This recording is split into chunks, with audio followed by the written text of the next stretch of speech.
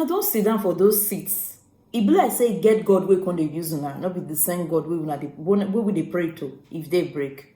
Because the way una today behave, una they behave like I don't care. If una don't sit down for those positions, una they think say at the end of the day, life is permanent. So if the same una know say with like holding protest in Nigeria is going to cause a lot of delaying, a lot of drawing back students from their studies, why are you people ignoring the cry of the poor people? The people that at the end of the day you are supposed to protect are the people you want to spoil their lives in all midst. Yes, because the first problem when you go first give person, the biggest cause when you go cause person for this life, now make that person be ignorant. Now Nigeria now for the city shall we be say not sabi read, but you go the B students say not sabi read. So now, when they come, they tell us, say, it's not the right thing to hold protests. Is it the right thing what you are doing to the masses? You have set those children back by 1 year. So there are so many things involved in what is going on. So my personal opinion will be that we thank them for agreeing to go back to the negotiation table. We urge the federal government to expedite action on negotiations in order to arrive at something that is acceptable, at least acceptable to both parties, or something that is reasonably acceptable to both parties. And then immediately thereafter, since the last minimum wage has expired, as an act of parliament, they should immediately send us an executive bill for us to commence work.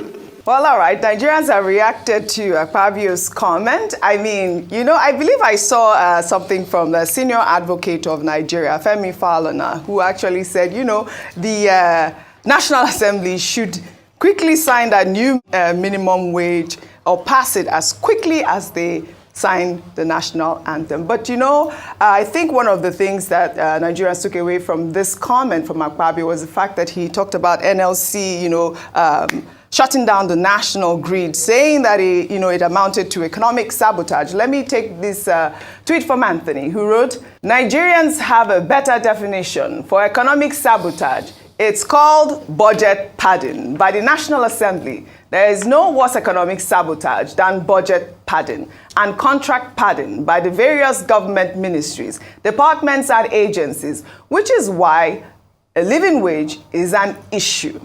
Well, I mean, yesterday, we went through the breakdown of what these, our senators earn. And we talked about the fact that, you know, people were saying, oh, do you have that pulled up?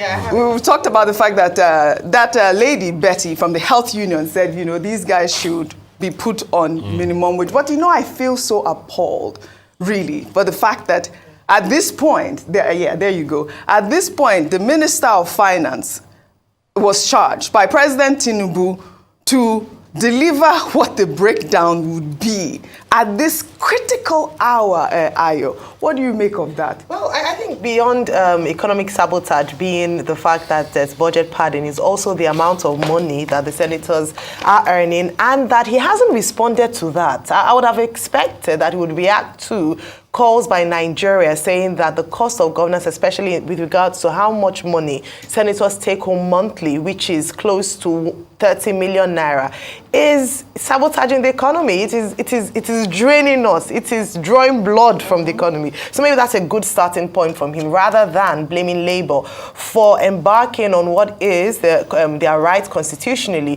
to protest and to express displeasure at the way in which the government hasn't shown seriousness in the new minimum wage. I think another group of people he should be addressing with regards to economic sabotage, we should not have Labour as a quick target. The federal government themselves, who didn't take action when they knew that the minimum wage as the old one would expire in April and begin negotiations early, That's economic sabotage on their regard. All that's happened is not, it's Labour reacting to government's non-reaction. So let's get it clear. Let's not make it seem as if Labour is being insensitive and all that. They are representing the displeasure of the Nigerian people, and the only way they could do it was to hold the economy to ransom, and we saw that there was results. The president now has called the Minister of Finance. Yeah, almost immediately they responded and signed an agreement that they would look into it, have meetings every day. Why didn't they have meetings every day in May? Why didn't they have meetings every day in April? Well, why did they wait for this? Nigerians have reacted to Labour's decision to suspend the industrial action. The president of the Trade Union Congress, Festus Osifo,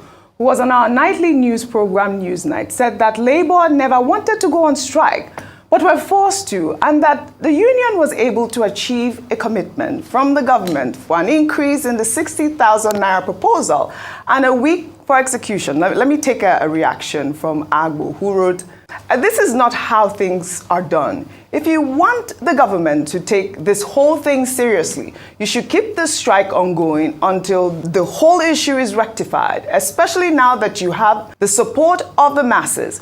When you relax the strike action, the government will relax and you will come up with another strike. How do you think the people will feel?" I mean, I think that we did agree that this strike action was effective. Rufai, I feel like you have something that you wanted to read out. Were you pulling up a number that you wanted to read out? I have a couple of things. I mean, but after this, sort of, we also said... Okay, you want me to take another tweet? This is another reaction from another Nigerian. This person wrote, "So you guys think you can use the workers," what is this? Kalu machine. What does that mean? Machine. Turn on and turn off. So it's a slot machine. Right. Strike that you started already. Rather than continue until your goal is met, you guys said you are given 1 week to allow the conclusion of negotiations. So what happens after 1 week and no agreement is reached?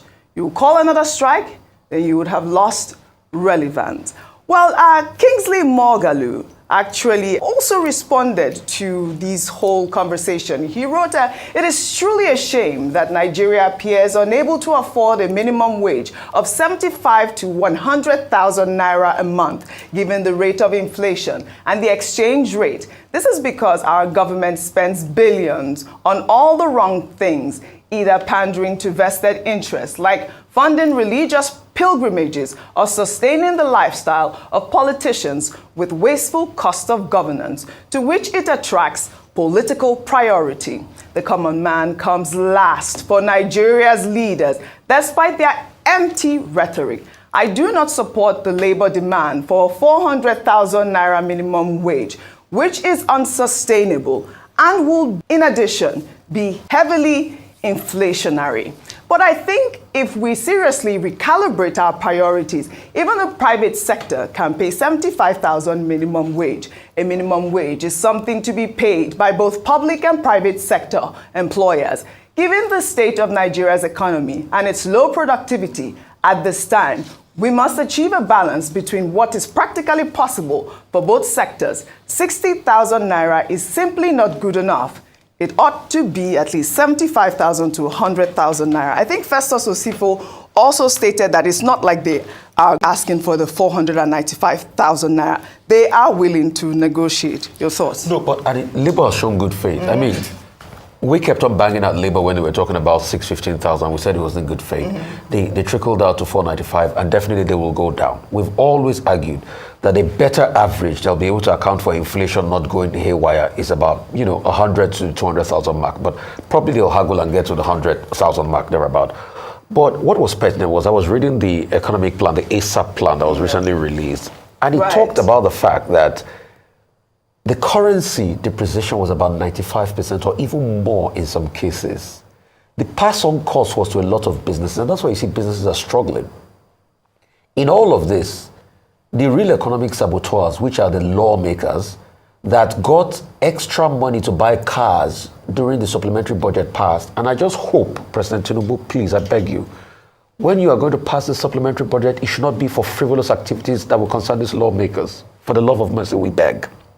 And the yachts that we're talking about, supplementary budget, I just hope these same lawmakers, that their money is increased from about, I think it was 150 billion thereabout, to about 300 and something billion. I think what they should do is that if they can, the National Assembly want to claim they love this country so much, they should cut that 300 and something billion to 150 billion. They should take that 150 billion to have a special single-digit fund for one, small businesses. Secondly, and they take another 50 billion for big businesses, and they take another 50 billion to be able to invest in inputs for agriculture. That's what I would suggest. So quickly, if you're looking for money to invest in things, because part of the plan, they were talking about, post-harvest losses, input in agriculture and all of that, the fact that we don't have enough extension workers, that 50 billion should be plowed into training extension workers and get some farming inputs in. They're also talking about the fact that we might have to go to the World Food Program to be able to ask for food. But also another plan I'll be able to say is that for us to be able to get the food in, increase, tariffs on some imported items, on food items. Things that we don't have here, wheat and the likes, corn and things like that. Reduce the tariff. I think we've done during the time of Yaradua to be able to get the food in. So just from the National Assembly and Mr. Akpabio that keeps calling other people economic sabotage for doing the right thing, if they can give us 150 billion, because it's austerity time. All right. If they can give us 150 billion out of the money, I've talked about 3 areas we can put that money into. Yeah. And you see, all of this shows the insensitivity. You asked a very pertinent question, Oji.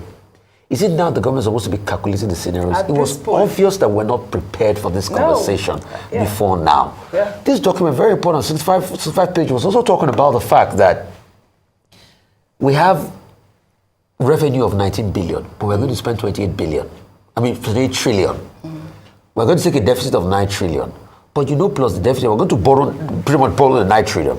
But you also know with the supplementary budget, we're also going to take more deficit. Do we know the wage bill for all the states at this point? Do you have a clue of how much it is? Do you know the wage bill for... Yeah, for civil servants and workers for civil servants do you along have the a state. clue? Because, I think that's part of the...